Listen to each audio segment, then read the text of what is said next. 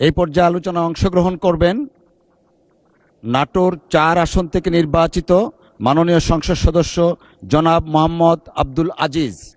জনাব মোহাম্মদ আব্দুল আজিজ, আপনি সময় পাবেন ৬ মিনিট। আউযু বিল্লাহি সামিউল আলিম মিনাশ শাইতানির রাজিম। বিসমিল্লাহির রহমানির রহিম। মাননীয় স্পিকার, মহান পরাক্রমশালী বাদশাহ আল্লাহ পাকের দরবারে লাখো কোটি শুকরিয়া, এই মহান সংসদে প্রবেশাধিকার দিয়েছেন এবং কথা বলবার মতো সুযোগ করে দিয়েছেন। মাননীয় স্পিকার, আপনাকেও ধন্যবাদ জানাই, অভিনন্দন জানাই। এই মহান সংসদে ডেপুটি স্পিকার হিসেবে আপনি মনোনীত হয়েছেন। সকল সদস্যের পক্ষ থেকে আপনাকে আমার অভিনন্দন জানাই এবং আন্তরিকভাবে ধন্যবাদ জানাই আমাকে কথা বলবার মতো সুযোগ করে দিয়েছেন।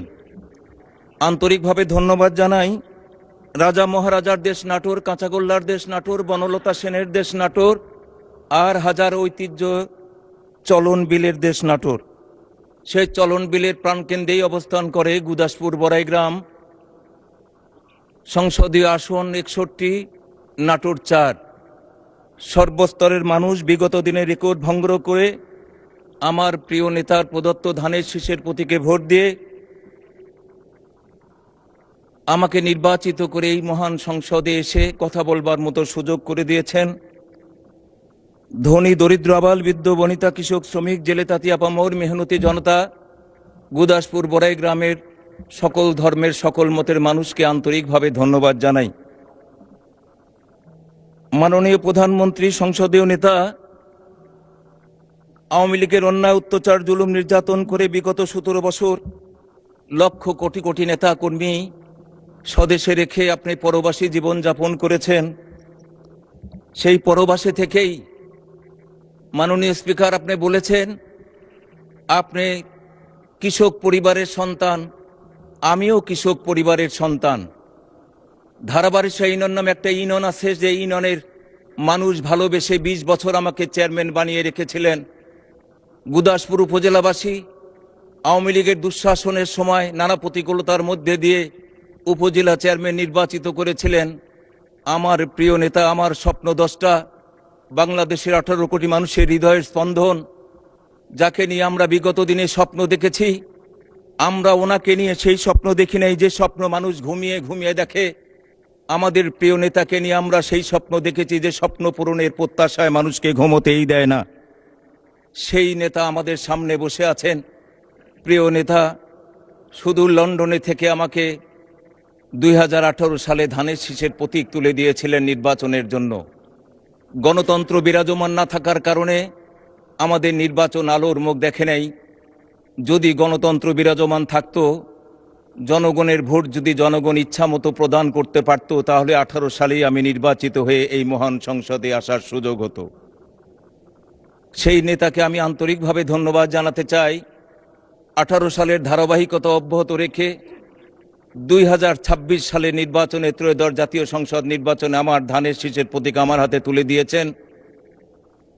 সেই রাজশাহী মাদ্রাসা ময়দানে আপনার পাশে দাঁড়িয়ে বলেছিলাম, গুদাসপুর বড়াই গ্রামের মানুষকে সেবা করার জন্য বৃহৎ সংগঠন বাংলাদেশ জাতীয়তাবাদী দলের ক্ষুদ্র কর্মী আমি, আমার হাতে ধানের শীষের প্রতীক তুলে দিয়েছেন। গুদাসপুর বড়াই গ্রামের সর্বস্তরের মানুষ ঐক্যবদ্ধ হয়েছে। সব মানুষ স্বাধীনতার সপক্ষে অবস্থান নিয়ে আগামী ত্রয়োদশ জাতীয় সংসদ নির্বাচনে নিরঙ্কুশ ভোটের ব্যবধানে আপনার ধানের শীষ বা ধানের শীষের প্রার্থীকে বিজয়ী করবে, আপনার হাতকে শক্তিশালী করবে। বিগত ত্রয়োদশ জাতীয় সংসদ নির্বাচনে 36,000 ভোটের ব্যবধান ঘটিয়ে যে আসনটা 91 সালে নির্বাচনে রাজশাহী বিভাগে 39টি আসনের মধ্যে 38টি আসন ধানের শীষের প্রতীক বিজয়ী লাভ করেছে, কিন্তু আমার নাটোর 4 আসন আওয়ামী লীগ বিজয় লাভ করেছে। সারাটা জীবন আওয়ামী লীগ দখল করে থেকেছে। এবার সেই রেকর্ড ভঙ্গ করে ধানের শীষের প্রতীকে ভোট দিয়ে আপনার প্রতি সম্মান শ্রদ্ধা রেখে 36,000 ভোটের ব্যবধানে আমাকে বিজয়ী করেছে। আপনাকে আন্তরিকভাবে ধন্যবাদ জানাই। পরম শ্রদ্ধাভরে স্মরণ করি প্রিয় নেতা, যে নেতার জন্ম না হলে বাংলাদেশ স্বাধীন হতো না, যে নেতার জন্ম না হলে স্বাধীন সার্বভৌমত্বের বাংলাদেশ বিশ্বের মানচিত্রে পরিচয় লাভ করতে পারত না, সেই প্রিয় নেতা কিছু বিপদগামী সেনা সদস্যরা আমাদের মাঝখান থেকে হারিয়ে দিয়েছে, তার রুহের মাগফিরাত কামনা করি। রুহের মাগফিরাত কামনা করি স্বাধীনতার সার্বভৌমত্ব রক্ষার অত্যন্ত প্রহরী আমাদের প্রিয় নেত্রী, দেশ নেত্রী অন্যায় অত্যাচার জুলুম নির্যাতন করে যে সংগঠন বুকে ধারণ করে রেখেছিলেন, সেই সংগঠনেরই আপনি নেতৃত্ব দিয়েছেন। আমাদের প্রিয় নেত্রী, যে নেত্রীকে এই ত্রয়োদশ জাতীয় সংসদ নির্বাচনে আমরা চেয়েছিলাম যে চতুর্থবারের মতো ওই নেত্রী আবার আপনার যে আসনে বসেছেন সেই আসনে বসবে, কিন্তু আগমন হলেই হবে প্রত্যাগমন, শুরু হলেই হবে শেষ, আর জন্ম হলেই হবে মৃত্যু। মৃত্যুর কবলে ঢলে পড়ে সেই নেত্রী আমাদের মাঝখান থেকে সারা জীবনের জন্য হারিয়ে গেছে। সেই নেত্রীর রুহের মাগফিরাত কামনা করি।